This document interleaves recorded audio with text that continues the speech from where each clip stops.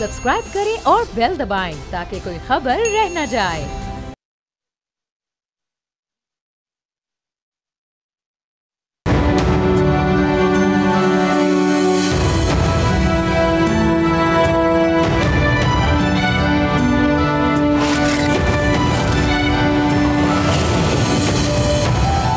आज IMF board का इजलास होना है। पाकिस्तान के मुआशी इस्तेहकाम के लिए ज़रूरी है कि 7 अरब डॉलर्स कर्ज की मंजूरी हो।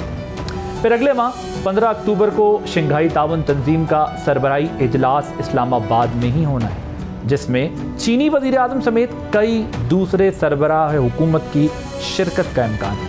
KP और बलूचिस्तान में दहशतगर्दी के वाक़यात बढ़ रहे हैं। सियासी मैदान में पाकिस्तान तहरीक इंसाफ और बानी तहरीक इंसाफ जो हैं वो जलसों में एहतजाज बुलंद करने की धमकियां दे रहे हैं। इलेक्शन कमीशन 7 इजलासों के बाद भी फैसला नहीं कर पाया।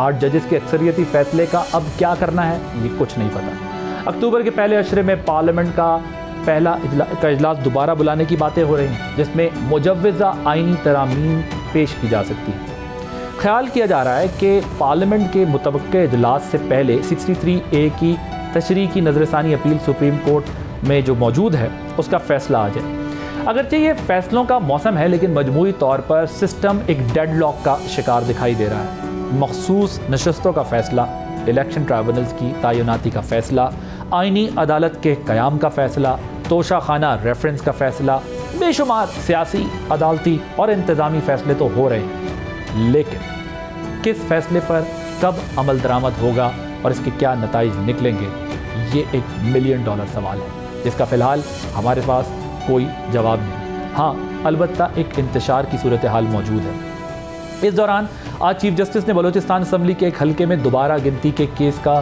तफसीली फ़ैसला जारी कर दिया है। तहरीरी फ़ैसले में बताया गया है कि बैलेट पेपर्स ही असल नताइज का तयन करते हैं। फैसले के मुताबिक जब इंतखाबी थैले खोलकर दोबारा गिनती हो तो फॉर्म 45 और 47 को हतमी तयन उनका करना मुमकिन नहीं रहता। देखना है कि इस अहम अदालती हुक्म के क्या असरात होंगे। दूसरी तरफ हुकूमती इत्तेहाद हर कीमत पर आइनी अदालत के क़याम और आइनी ढांचे में बुनियादी तब्दीलियां लाने पर बज़िद है। आइनी पैकेज के हिमायती और उसके मुखालिफ एक दूसरे की टाइमिंग और नीयत पर शक का इजहार कर रहे हैं, मगर बुनियादी सवाल अपनी जगह कायम है कि शंघाई ताउन तंजीम की सरबराही इजलास के मौके पर मुल्क में जारी इंतशार और हंगामाराई का दुनिया को क्या पैगाम जाएगा। इन तमाम इशूज़ पर आज हम बात करेंगे। मेरे साथ स्टूडियोज़ में मौजूद होंगे सेनेटर हुमायूं मोमन साहब, सेनेटर ताहिर सिंधू साहब और डॉक्टर शर्मिला फारूकी साहिबा।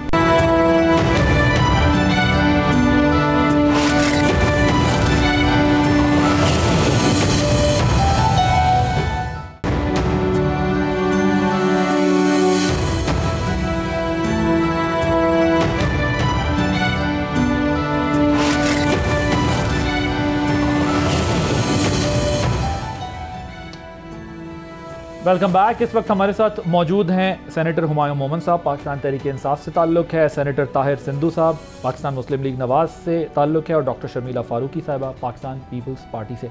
I will start with you Tahir साहब, मुझे बताइएगा, अगले माह आपका शंघाई ताउन तंजीम का इजलास होना है, चाइनीज़ प्राइम मिनिस्टर ने यहाँ पर आना है, political uncertainty at its peak, जलसे जुलूस, धमकियाँ और आप लोगों की तरफ से जवाबी धमकियाँ, इनकी तरफ से धमकियाँ जारी हैं।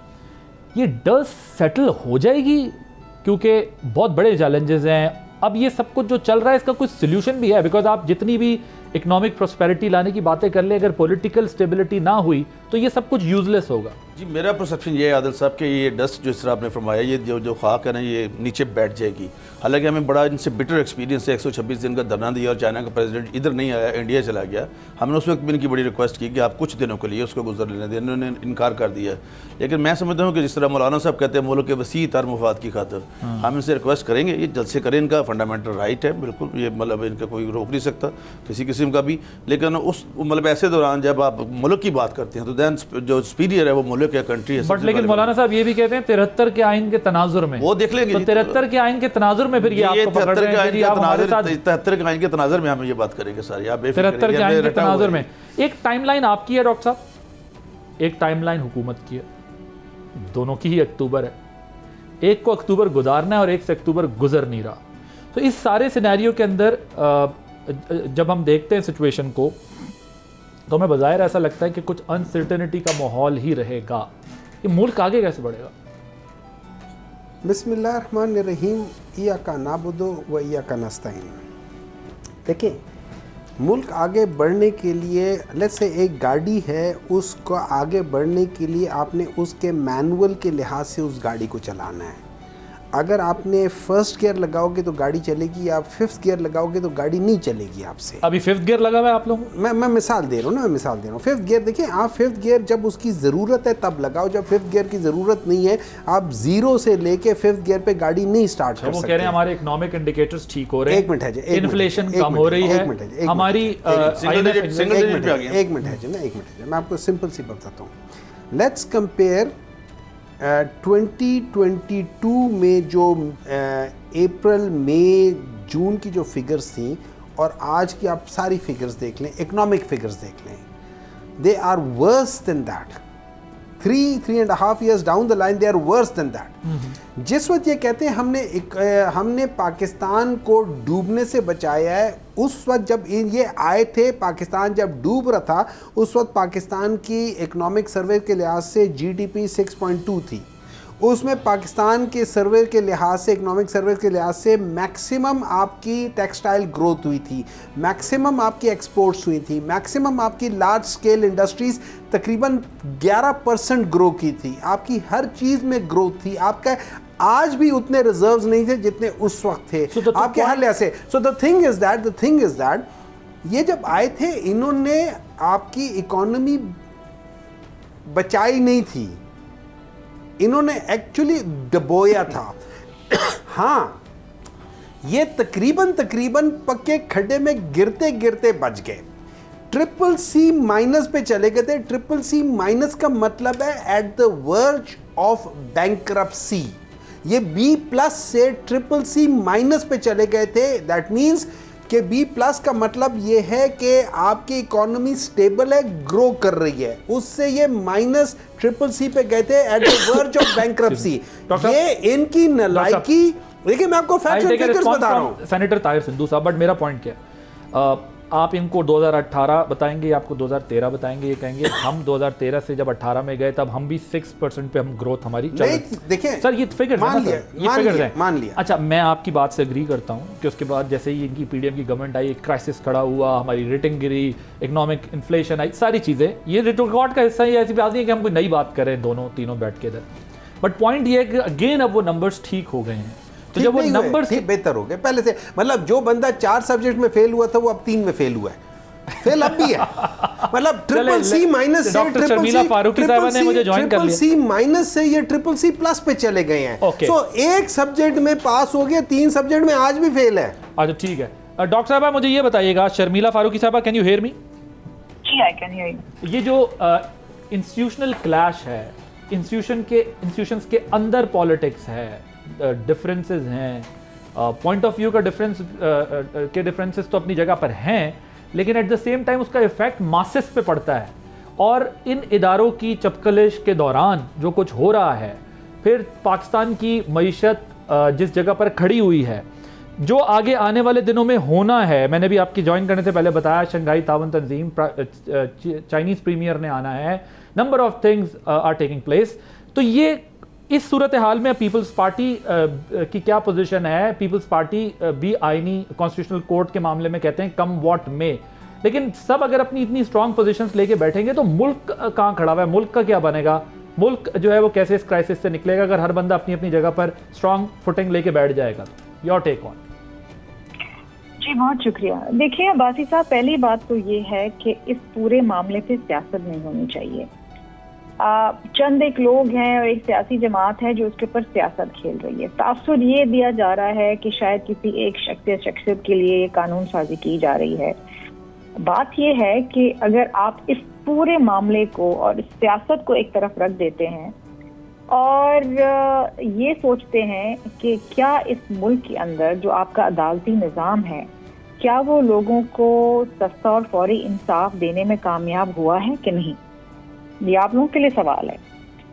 और बेशक आप इसका जवाब ना दें, लेकिन जाहिर बात है कि हम सब इस बात से मुत्तफिक हैं कि जुडिशल सिस्टम का इस वक्त जो निज़ाम चल रहा है, कई सालों से चल रहा है, that is very tedious, very lengthy. इंसाफ नहीं मिल रहा लोगों को, लोगों के मुकदमात ज़ेर इल्तवा का शिकार हैं, बैकलॉग है। After establishing constitutional court we all will be having a justice और मुल्क में एक प्रॉपर इंसाफ का निज़ाम कायम हो जाएगा?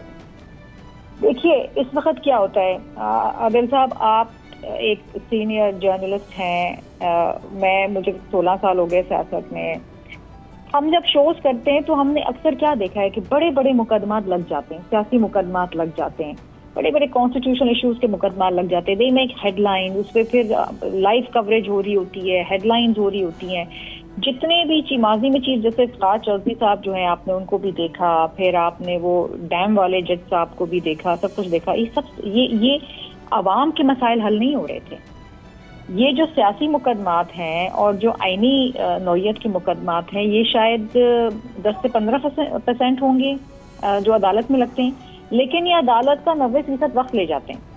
होता क्या है, किसी का इनहेरिटेंस का मामला है, कोई क्रिमिनल केस है, कोई सिविल लिटिगेशन है, ये तो 20-20 साल गुजर जाते हैं, लोगों को इंसाफ नहीं। बट शर्मिला साहब एक बहस होती है ना, कहा जाता है कि वो तो लोअर कोर्ट्स के अंदर है ना, जो आपकी सुप्रीम कोर्ट्स में। और देखिए लोअर कोर्ट की बात नहीं है, लोअर कोर्ट 60,000 हैं सुप्रीम कोर्ट में, लेकिन लोअर कोर्ट में तो लाखों में। बिल्कुल ठीक है, तो ऊपर से जग में अगर जग साफ होगा तो नीचे पानी साफ पेंडिंग होती है। मेरा अपना मुकदमा, आदिल साहब ने चले किसी और की तो बात छोड़ दें, I am a sitting parliamentarian, मेरा अपना मुकदमा 22 साल बाद खत्म हुआ है, 22 साल बाद। I have been in politics for 16 years और मेरा मुकदमा 22 साल बाद खत्म हुआ है। वो अपीलें पेंडिंग रहती थी, वो उधर से पिटिशन लगती थी, वो ना अभी भी मैं एक प्रॉब्लम देखिए ये तो ज़ाहिर है 139 पर हमारी कोर्ट्स ऐसे तो नहीं पहुंची, यकीनन उसमें इश्यूज हैं। 18 साल से वो मुकदमा अब मैं लड़ रही हूँ। जी मुझे आप बताइए, नहीं आईनी अदालत पे कोई सियासत होनी नहीं चाहिए। आईनी अदालत हमारा मुतालबा था मीसाक जमहूरियत में, जो पीपल्स पार्टी और PMLN ने जिस पर एग्री किया, और आईनी अदालत बनाने का वादा हमारा 2024 कॉन्स्टिट्यूशनल कोर्ट के हक में तो सभी दिखाई दे रहे हैं, लेकिन टाइमिंग और उसके ऊपर सवाल उठा रहे हैं कि जी ये टाइमिंग ठीक नहीं है, और इंटेंट ये है कि जी ये पर्सन स्पेसिफिक होने जा रहा है। शुरू करते अब्बासी साहब, हम जब भी इस पे काम करना शुरू करते तो टाइमिंग का तो ये एतराज उठता ही उठता, ओके, चाहे हम किसी भी वक्त करते। ये तो चलो ये वक्त है ना, हम अगर 2 साल बाद करते या 4 साल पहले करते, जब भी कहते जी किसी न किसी वजह से कर रहे हैं आप, तो देखिए जिससे अगर सियासत करनी तो सियासत है।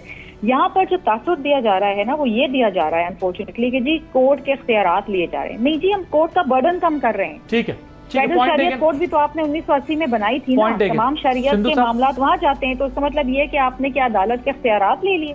नहीं जी, आपने एक डेडिकेटेड फेडरल शरीयत कोर्ट बनाया, वो शरीयत के मामला देखता है।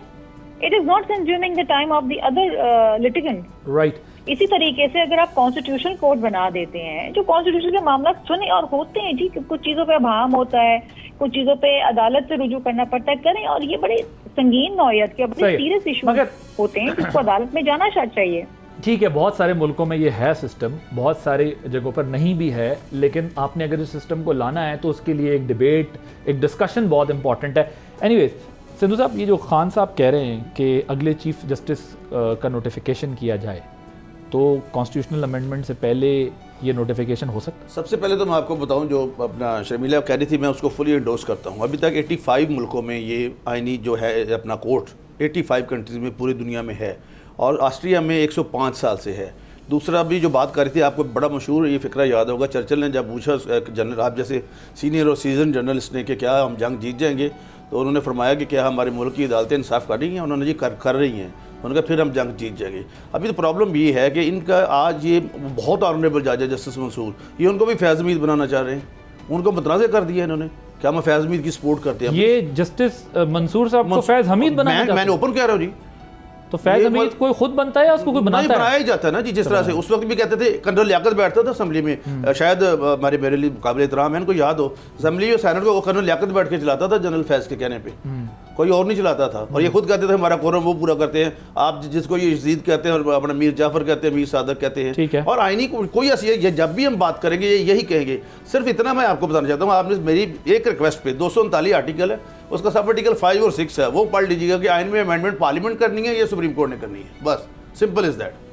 और जब वो करेंगे अपॉइंटमेंट, वो कर ही नहीं सकते, आईनी सुप्रीम आप, लेकिन यहाँ पर इन्होंने जस्टिस साहब को वो कह रहे हैं कि फैज हमीद बनाना चाहते हैं, लेकिन एक चीज़ सवाल यहाँ पर ये उठता है कि जब आप नाम लेकर कहते हैं नोटिफिकेशन उनका जारी कर दें, तो आप एक ऑनरेबल जज को जिनका एक पास्ट बहुत अच्छा माजी है, जिनकी पोजीशन बहुत स्ट्रांग रही है लॉ एंड कॉन्स्टिट्यूशन के ऊपर, आप उन्हें उल्टा कंट्रोवर्शियल नहीं बना देते। और फिर आपकी एक और हिस्ट्री भी है कि पहले आप डिमांड करते हैं कि ये बंदा लेके आए, जब वो बंदा आ जाता है तो आप कहते हैं हमें नहीं पता था ये कैसा निकला, ये तो हमारे खिलाफ निकल गया। I can give you a list of those people. I am sure देखिए, लेट्स पुट लाइक दिस,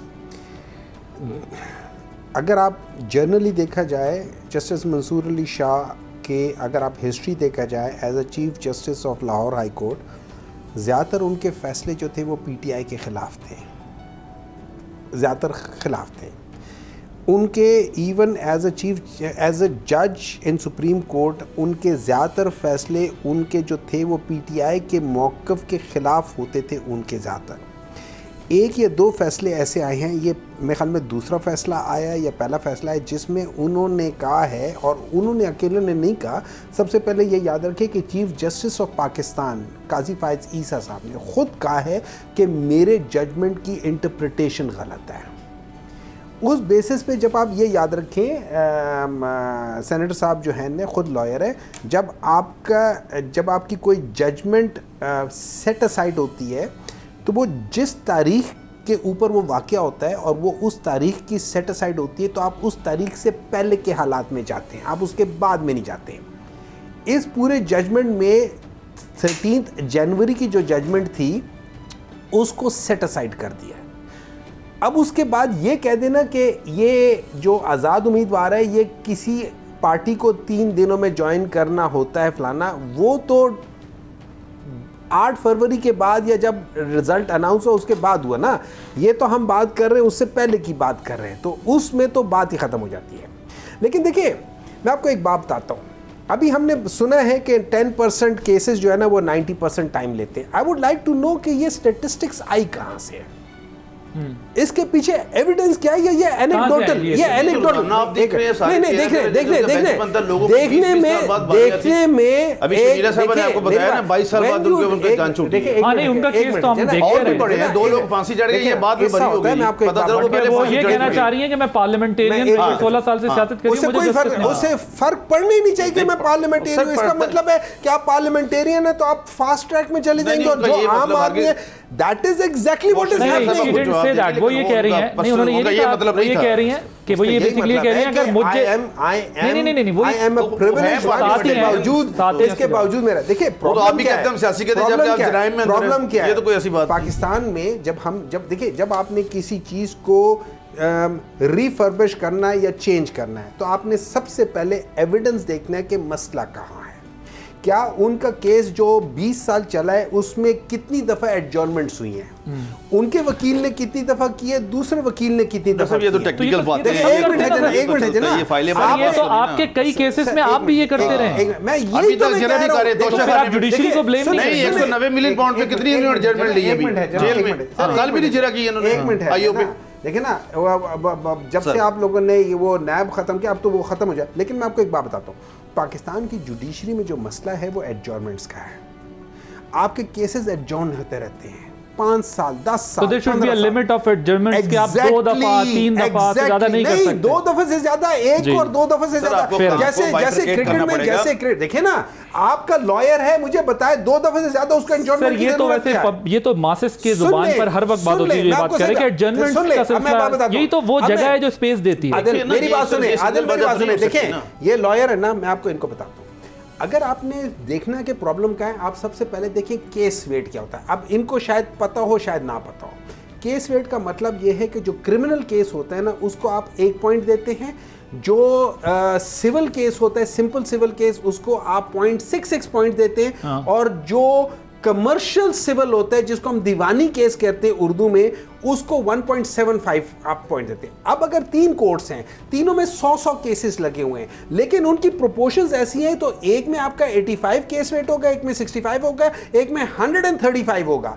आपने इन चीजों को बैलेंस करके देखने के प्रॉब्लम्स कहां हैं। टेक्निकल इशू है थोड़ा सा, टेक्निकल नहीं है, ये साइंटिफिक चीज है। जब आप ये साइंटिफिक एविडेंस नहीं लोगे, खुदा के बंदो आप जो मर्जी बना लो, आप उन्हीं नालायक लोगों को 10 कोर्टों में डाल दो, मसला वही रहेगा, क्योंकि मसला कहीं और है। आपका मसला जो है ना, अभी सर वैसे आप लोगों का इन्होंने विंस्टन चर्चिल की वो मिसाल दी है, मैं मिसाल देता हूं हजरत अली रज़ी अल्लाह ताला अन्हु की, जिन्होंने विंस्टन चर्चिल से कितने 100 साल पहले ये कहा था कि कुफ्र का निजाम चल सकता है, यही तो आपको समझा रहे हैं, जुल्म का निजाम नहीं चल सकता। जो 42 माह में कट्टे कटियां और बस उससे आगे नहीं बढ़े आप। जुल्म 4 मुर्गियां एक मुर्गा, पाकिस्तान में नाइंसाफी है, और पाकिस्तान में जुल्म और नाइंसाफी इस वजह से हो रही है। मैं आपको एक मिसाल देता हूं, अभी वो रहीम यार खान की सीट पे क्या कहते हैं उसे,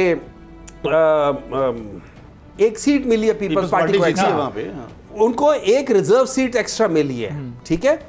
आपको पता है कि according to justice Shahid Waheed साहब लाहौर हाई कोर्ट के, आपने ये सीटें सिर्फ जो जनरल इलेक्शन होती है उसके बेसिस पे होती है, उसके बाद आप नहीं कर सकते।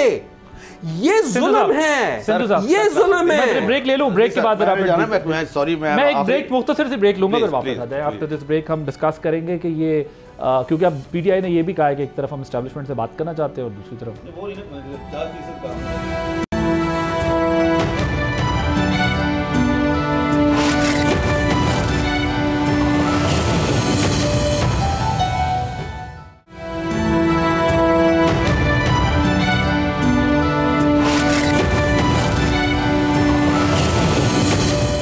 Welcome back. क्विकली ज़रा आप डॉक्टर साहब की बातों का भी जवाब देना चाहते हैं, बट अब हम देख रहे हैं इस वक्त जो सिचुएशन है हमारे सामने किस तरीके से होगा, क्योंकि वो कहते हैं अगर हमें इजाज़त ना मिली जलसों की तो फिर पिंडी जलसे की इजाज़त ना मिली तो फिर हम पूरे मुल्क में एहतजाज करेंगे, और दूसरी तरफ वो एस्टैब्लिशमेंट से भी बात करने को जलसे की इनको इजाज़त मिलेगी। अब ये बहाने ढूंढ रहे हैं क्योंकि लाहौर में इनको बहुत बड़ी हजीमत हुई है, लोग नहीं आए, लेकिन ये जहाँ भी चाहते हैं जलसा करना, और मैं बतौर सियासी कारकुन कहता हूँ कि इनको हर जगह पर जलसा करने की इजाज़त देनी चाहिए, बतौर PMLN का रुकन होते हुए कह रहा हूँ, क्योंकि उससे कुछ नहीं होता, पता चले कट्टा कट्टी जो भी है बाहर निकाल ले एक दफ़ा और काम हो जाएगा। इसमें कोई ऐसी बात नहीं, जल्द से ये करेंगे, इनको कोई नहीं रोकेगा कोई भी। बाकी हम उनको कहें वापस आ जाओ, आपको कुछ नहीं कहा जाएगा, कुछ भी नहीं है। कहाँ वापस आ जाओ, मतलब पार्लियामेंट में आके अपनी बात करें, ज़्यादा पार्लियामेंट में तो कर रहे हैं वो लोग, नहीं करते ना, शोर मचाते उधर भी सारा दिन, और भी इसके अलावा कोई बात ही कोई नहीं। सही। जो बिलावल भुट्टो साहब की तजवीज़ पर एक कमेटी बनी थी जिसमें PTI को इंगेज किया, वो मामला अब आगे नहीं बढ़ रहा, कोई बातचीत हो रही है, इस पर क्या डेवलपमेंट है? देखिए जी, स्पेशल पार्लियामेंट्री जो कमेटी बनी थी जिसमें तमाम जमातों की नुमाइंदगी है, उसकी 3-4 तो मीटिंग्स हो चुकी हैं। आई एम श्योर अब जो जहां पर बात आके रुकी है वो ये है कि मौलाना साहब ने अपना एक ड्राफ्ट शेयर करना है और पीपल्स पार्टी ने अपना एक ड्राफ्ट शेयर करना है, और जब उनका तबादला होगा उसके ऊपर डिस्कशन होगी तो फिर आई एम श्योर वो कमेटी के सामने भी लाया जाएगा। देखिए, इन प्रिंसिपल मैं आपको बता दूं कि कॉन्स्टिट्यूशन कोर्ट के क़याम पे किसी को एतराज़ नहीं है, मे भी उसकी मोडस ऑपरेंडी है या उसकी जो तरीक़ेकार है उसके ऊपर किसी को मौलाना साहब को भी एतराज़ नहीं है, किसी को एतराज़ नहीं। मौलाना साहब को इन प्रिंसिपल कॉन्स्टिट्यूशनल कोर्ट पे बिल्कुल एतराज़ नहीं है। अब उनकी जजेस की तैनाती कैसे होगी, कौन करेगा, पार्लियामान का क्या रोल होगा, जुडिशरी का क्या रोल होगा, बेंच एंड बार का क्या रोल होगा, उसके ऊपर देखना है। एंड आई थिंक उसके ऊपर डिलिब्रेशंस हो रही हैं, और उम्मीद यही है कि इसके ऊपर कहीं एक जगह कंसेंसस आके डेवलप होगा तो मामला आगे। तो आपका ड्राफ्ट कब तक कंप्लीट हो जाएगा? हमारा ड्राफ्ट कंप्लीट है जी, आवर ड्राफ्ट इज कंप्लीट। तो आपने मौलाना साहब से शेयर करना था, वो अभी तक शेयर क्यों नहीं किया? देखिए जी, मौलाना साहब ने हमसे अपना ड्राफ्ट शेयर करना था और हमने उनसे शेयर करना था। हम तो तैयार हैं, लेकिन अभी तक शायद वहाँ से कोई ऐसी पेशरफ हमें नहीं, मौलाना साहब का ड्राफ्ट अभी तैयार नहीं हुआ, इस वजह से आप लोगों ने अपना उनसे शेयर नहीं किया? नहीं, मैं भी तैयार हूँ, लेकिन अभी तक हमें इतला नहीं दी गई है कि तैयार है, कि मैं भी तैयारी कर रही हूँ। मौलाना साहब वाला ड्राफ्ट अभी तैयार नहीं है, वो भी आप लोगों का इंतजार कर रहे हैं कि आप तैयार करके उनको दें तो फिर वो देखें, उसके बाद अपनी तैयारी करके बैठते हैं जी। हमें तैयारी करने की जरूरत नहीं है, हम वो लोग हैं जिन्होंने इस मुल्क को उसका आइन दिया है। मैं ये पूछ रहा हूँ कि इत्तलात ये थी कमरान मुर्तजा साहब का और बैरिस्टर मुर्तजा वहाब साहब का आपस में राब्ता रहा है ना इस कमेटी के सिलसिले में? राब्ता रहा है, और आई एम श्योर के आपस में उनकी बातचीत हो रही है। आप लोगों का हो गया, लेकिन उनकी तरफ से भी तैयार नहीं हुआ मौलाना साहब की तरफ से? आई डोंट नो, मुझे इसके बारे में एग्जैक्ट डिटेल नहीं मालूम है। I think maybe Murtaza knows better, but the thing is कि अगर होता तो ये this would have been news. ठीक, लेकिन हमारा ड्राफ्ट तैयार है। सर आप क्या चाहते हैं? एक तरफ धमकी, दूसरी तरफ आप पीटीआई कहती है हम एस्टैब्लिशमेंट को एंगेज करना चाहते हैं, अगर वो करेंगे तो हम भी करेंगे। वो नहीं कर रहे आपको, आप अपना काम करें। देखिए हम तो अपना काम कर रहे हैं। आपने इस मुल्क को अगर ठीक करना है तो इस मुल्क के अंदर आप ये देख लें कि एक्टिव प्लेयर कौन है। आपको पता है, मुझे पता है, एक्टिव प्लेयर में एस्टैब्लिशमेंट सबसे एक्टिव है। फिर आप उन्हें धमकियां भी देते हैं? देखिए ना, धमकियां हम इसलिए एक्टिव प्लेयर को धमकी भी दे रहे हैं। एक्टिव प्लेयर को हम ये धमकी दे रहे हैं कि भाई आप अनकॉन्स्टिट्यूशनली एक्टिव हो। अनकॉन्स्टिट्यूशनली एक्टिव हो, आपको एक्टिव तो आपसे बात करेंगे तो कॉन्स्टिट्यूशनली एक्टिव हो जाएगी। हम उन्हें कह रहे हैं कि आओ बैठते हैं और हम पाकिस्तान को अगर चलाना है, जैसे मैंने शुरू में कहा था कि वो मैनुअल के लिहाज से, उस मैनुअल के लिहाज से चलाना है। उसमें जो मेरी लिमिटेशन है वो मेरी लिमिटेशन। तो ये कहता है सर कि आप पॉलिटिकल पार्टीज नहीं, ये मसला हल करना है, एस्टैब्लिशमेंट नहीं करना। इस वक्त गाड़ी जो है ना गैरेज में ख़राब है, आपने उसको ठीक करना है। अब उसके अंदर जो जो प्रॉब्लम्स हैं, जिन जिन चीज़ की वजह से, आपने उन सब चीज़ों को ठीक करना है। तो आप मैकेनिक चाहते हैं अच्छा मिल जाए ताकि गाड़ी ठीक हो जाए? हम ये समझते हैं कि वो मैनुअल निकाला जाए जो इस गाड़ी के बारे में बताता है कि इसके ये पुर्जे इस चीज़ के लिहाज से ठीक करोगे तो ये ठीक होगी। तो इसके इंजन, इसके टैंक में आप पेट्रोल डालोगे तो ये चलेगा, उसके अंदर मिट्टी का तेल डालोगे तो नहीं चलेगा। और ये सारी चीज़ें तब होंगी जब आप मैनुअल के लिहाज से चलाओगे। पाकिस्तान का मैनुअल है, वो है कॉन्स्टिट्यूशन ऑफ पाकिस्तान। सर वो तो ठीक है, बट आपने पार्लियामान के अंदर पार्टीज के साथ एंगेज करना है। मैनुअल आपको ये कहता है। देखिए नहीं, आप एस्टैब्लिशमेंट को एंगेज करना चाहते हैं, वो आपसे एंगेज नहीं हो रहा है। एक बात याद, फिर आप कहते हैं कॉन्स्टिट्यूशनल काम। एक बात याद रखें, मेरी नजर में, अब ये मेरी पर्सनल एक राय है, ठीक है, पार्लियामान के अंदर मैंने पाकिस्तान के जो मसले हैं मैंने उनके ऊपर डिस्कशंस करनी है। हमने वो लॉज बनाने जो पाकिस्तान जहाँ जहाँ फंसा हुआ है, जिस वजह हमने वो करने। हमने अपने मर्जी के या पर्सन स्पेसिफिक या किसी को लगाने के या किसी को हटाने के लॉज नहीं बनाने। हमने ये लॉज नहीं बनाने के 3 महीने पहले मैं लॉ बनाता हूँ कि जी मैं आदिल अब्बासी को समझता हूँ कि ये एक अकेला बंदा जो है ना, इसको सारी चीज़ें कंट्रोल नहीं करनी चाहिए, उसके साथ 6 बंदे और लगाने चाहिए, 3 बंदे लगाने चाहिए। 3 महीने बाद मुझे याद आता है कि नहीं यार, आदिल अब्बासी को मैं एक्स्ट्रा वेटेज दे देता हूँ, बेसिकली उसको चॉइस दे देता हूँ कि एक और बंदा अपने साथ मिला ले जो अपनी मर्जी का है और फिर वो कर ले। ये पर्सन स्पेसिफिक, ये किस किस्म के लॉस मैं जनरली एक बात कर रहा हूँ, ठीक है, मैं जनरली बात कर रहा हूँ। प्रॉब्लम देखें, पाकिस्तान का जो असल प्रॉब्लम है, हमने उसको अगर हम एड्रेस नहीं करेंगे, आप और मैं अगले 40 साल भी यहाँ बैठ के बातें करेंगे। एस्टैब्लिशमेंट से क्या बात करेंगे? देखें एस्टैब्लिश, देखें एक बात याद रखें, दिस इज रियलिटी कि establishment is actively involved in the government making और removing. And your time they were silent? नहीं, मैंने ये बिल्कुल नहीं कहा। मैंने कहा कि उसमें भी उनका रोल हुआ होगा, बिल्कुल हुआ होगा। मैं ये नहीं कह रहा हूँ कि नहीं हुआ होगा, मैं ये कह रहा हूँ कि ये सारी चीजें, मगर उसमें फिर मसला है ना, जब आपका प्रॉब्लम क्या है, रोल हुआ होगा, प्रॉब्लम क्या है उस वक्त तो खान साहब कहते थे आईज एंड ईयर्स हैं हमारे। देखिए दे आर आईज, डीजीआई को कहते थे। देखिए to become an eyes, देखें to become an eyes and ears is one thing, they are the eyes and ears। आपकी जो ये बाज एजेंसीज हैं, they are the eyes and ears।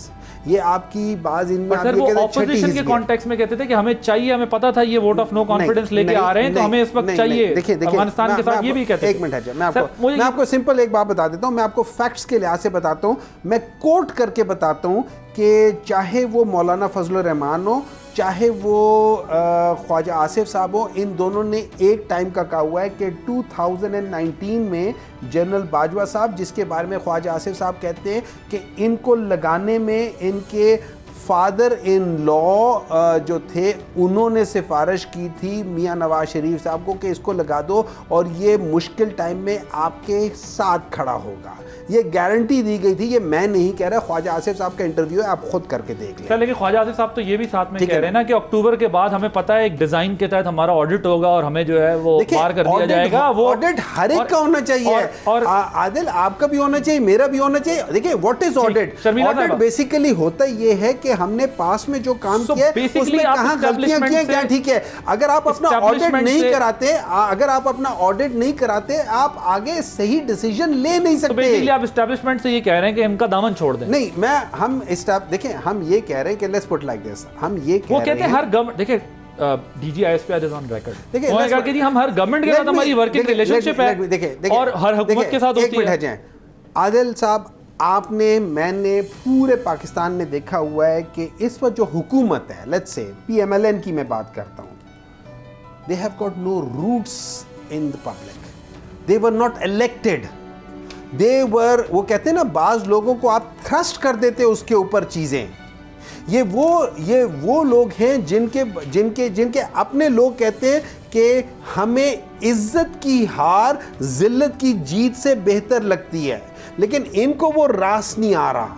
ये लोग गलत तरीके से आए हुए, इस वजह से ये वो हैं, तो हम उनको हमारे लिहाज से दे डू नॉट हैव, और ये खाली मैं नहीं कह रहा हूं, ये मौलाना फजल रहमान साहब भी कह रहे हैं। का जो तफसीली फैसला आया रिकाउंटिंग के ऊपर, उन्होंने कहा जब एक दफा बॉक्स खुल जाते हैं 45 और 47 की तो कोई वो वक़्त बचती नहीं है ना, तो उन्होंने अपने फैसले में भी ये बात की है। गलत है, एक दफा 47 हो जाए उसके बाद रिकाउंटिंग नहीं होती।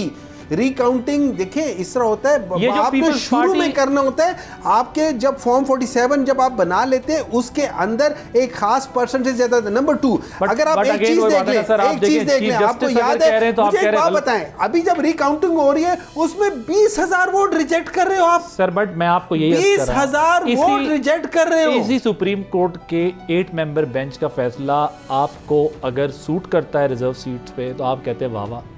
इसी सुप्रीम कोर्ट के चीफ जस्टिस कह रहे हैं कि रिकाउंटिंग की वो हैसियत नहीं है, आप कह रहे हैं ये गलत है। ये कैसे आगे बढ़ेंगे? यही तो असल इशू है कि हमने एक्सेप्ट किया। शर्मिला साहब, योर टेक ऑन। इन चीफ जस्टिस साहब के रोल पे हमें सेवियर रिजर्वेशंस है, because he is a party to a petition against Imran Khan. Sharmila साहब, योर टेक ऑन।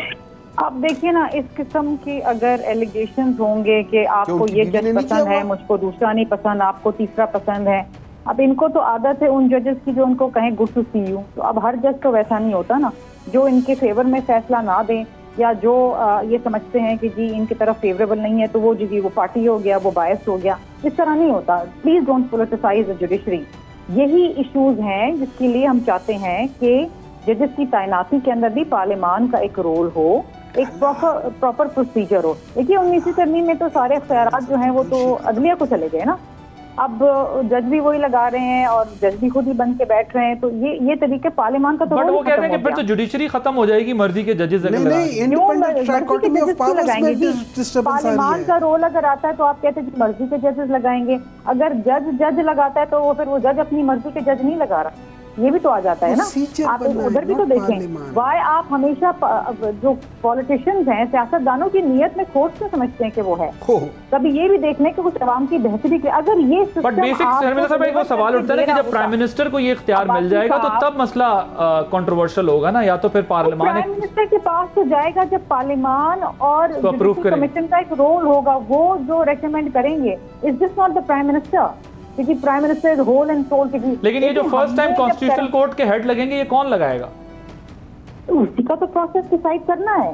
प्रोसेस शफाफ होना चाहिए ताकि कोई उंगली ना उठाए, कोई एक शख्स भी किसी एक शख्स को। बट अभी तक जो इत्तलात आई है उसमें तो प्राइम मिनिस्टर का जिक्र था ना। प्राइम मिनिस्टर इत्तलात की बातें तो अलग है ना। देखिए इत्तलात पे ना जाए, कयास सराइयों पे ना जाए, अभी वो अमेंडमेंट आपके सामने नहीं है। तो आपके पास PMLN का मुसव्विदा था, तैनाती का जो तरीकेकार है वो शफाफ होना चाहिए। PMLN का मुसव्विदा था आपके पास, होना चाहिए, उसमें जुडिशरी का भी रोल होना चाहिए, मिलके एक शायद पैनल बन जाए या रिकमेंडेशन हो। अब मसला ये है ना शर्मिला साहब, इसमें कंफ्यूजन ये हो गई है ना आपका मुसव्विदा सामने आया, ना JUIF का बना, वो तो अभी खैर कर ही रहे, उनके तो ऑब्जेक्शंस थे, ना PMLN का सामने आया, तो फिर कैसे अज्यूम किया जाए कि ये जो हम बात कर रहे हैं वो गलत है? बासी साहब अभी उस पर तबसरा ना करें जब कोई चीज आपके सामने ही नहीं है। आप संडे को अप्रूव करने जा रहे थे, हम तबसरा कैसे ना करें? अब तो चले बात तो मालूम है उड़ गई। अब बासी साहब हमें तो मालूम है, हमारी पार्टी हमसे शेयर करती है, बट हम पार्टी डिसिप्लिन के पाबंद हैं कि आपके वाले ड्राफ्ट में PM का है जिक्र के PM करेंगे पॉइंट। बट देखिए PM बिल्कुल करेंगे, लेकिन PM is not the soul authority, क्योंकि PM ने पिक एंड चूज करके एक बंदा उठा लिया, ये नहीं है।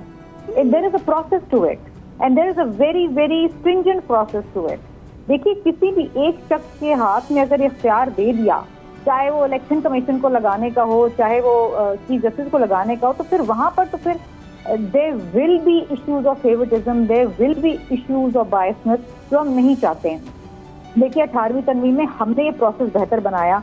इंटरिम प्राइम मिनिस्टर, अच्छा शर्मिला साहब आप मुझे ये बताएं कि ये towards the end leader of the opposition मिलके चूज करेगा। टुवर्ड्स द एंड अब आपको क्या टुवर्ड्स द एंड, अब we are running out of time, मुझे ये बताइएगा अब क्या दिख रहा है? अगर पीटीआई को एहतजाज की इजाज़त जैसे ये चाहते हैं वैसे ना मिली और वो सड़कों पर एहतजाज करने आए, चाइनीज़ प्रीमियर ने आना है, शंघाई ताउन तंजीम का इजलास है और बहुत सारी हैपनिंग्स हैं, कैसे ये सब होगा? और फिर अक्टूबर बड़ा इंपॉर्टेंट है जुडिशल कॉन्टेक्स्ट में भी, तो कैसे ये गवर्नमेंट हैंडल करेगी ये सारा क्राइसिस?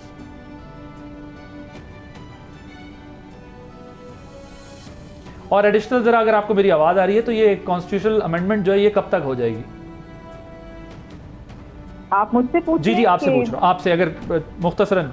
देखिए जी, मैं हतमी तौर पे तो नहीं कह सकती कि जी अगले हफ्ते हो जाएगी या 4 दिन बाद हो जाएगी। It depends on how soon the consensus is developed. 24 अक्टूबर से पहले हो जाएगी? 24 October is not an important date for us, it may be important for you, लेकिन ये अगेन जब आप इसको 24 अक्टूबर से लिंक करते हैं ना तो फिर वो ये तासुर आता है कि जी पर्सन स्पेसिफिक है। नहीं मैं तो बहुत सिंपल सवाल पूछ रहा हूँ, आप तासुर जो भी है, लेकिन मैं पूछ रहा हूँ क्या 24 अक्टूबर से पहले हो जाएगी कि बाद में? आई कैन नॉट से, मे बी 14 अक्टूबर को हो जाए, मे बी 25 नवंबर को, आई डोंट नो। अच्छा पीपल्स पार्टी, यहाँ तो हमने देख रहे हैं कि वो एक माहौल बना हुआ है, लेकिन पीपल्स पार्टी के अगर कराची में जलसे के लिए पीटीआई अप्लाई करेगी तो आप इजाजत देंगे ना जलसा करने? देखिए जी, अगर डेजिग्नेटेड प्लेस के ऊपर जलसा करना चाहे बिल्कुल करें, हम तो इस बात की हामी है कि जनाब एक देखें ना, एक कानून है जो उस वक्त राइज है कि आपने एक मुकर्ररा वक्त पे करना है, एक मुकर्ररा जगह पे करना है, कुछ डिस्टेंस की पाबंदी करनी। ये तो नहीं हो सकता ना जिस तरह पहले होता था कि जहाँ मर्जी आप बैठ, जहाँ मर्जी आए हो सकता है। वो कहते हैं अगर जलसा ना करने दिया तो फिर हम जहाँ मर्जी बैठ जाएंगे, खराब कर सकते हैं जी। वो कहते हैं अगर हमें इजाजत ना दी तो हम जहाँ मर्जी होगी बैठ जाएंगे।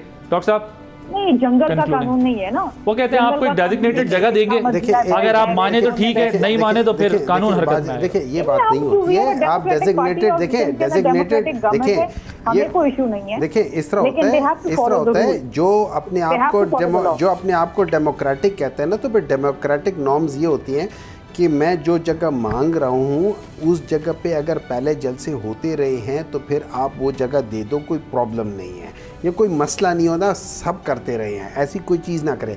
और अगर आप ऐसी प्रेसिडेंट स्टार्ट कर रहे हैं तो इस प्रेसिडेंट जैसे जुल्फ़िकार अली भुट्टो ने 5th अमेंडमेंट में उन्होंने बेल का हक चेंज किया था और उसके अलावा उन्होंने रिव्यू का चेंज किया था, यही उनके गले पड़ गई थी बाद में और इसी बेसिस पे उनको फांसी की सज़ा कर दी गई। तो आप ऐसे प्रेसिडेंट्स या ऐसे चीज़ें ना करें जो कल को आपको।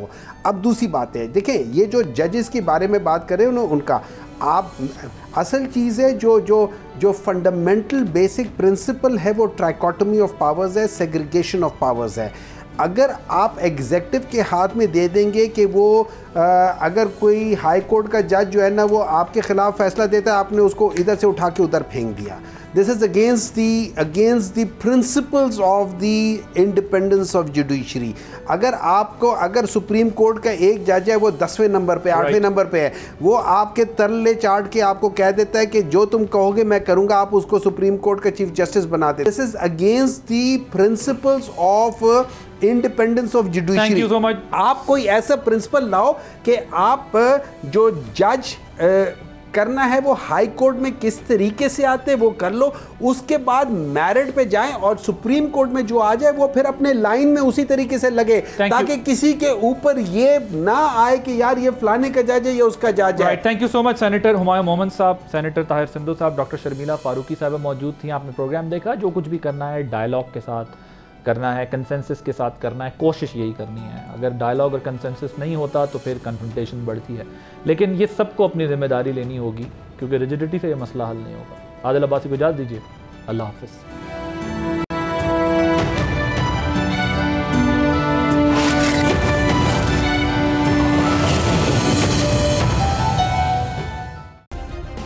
सब्सक्राइब करें और बेल दबाएं ताकि कोई खबर रह न जाए।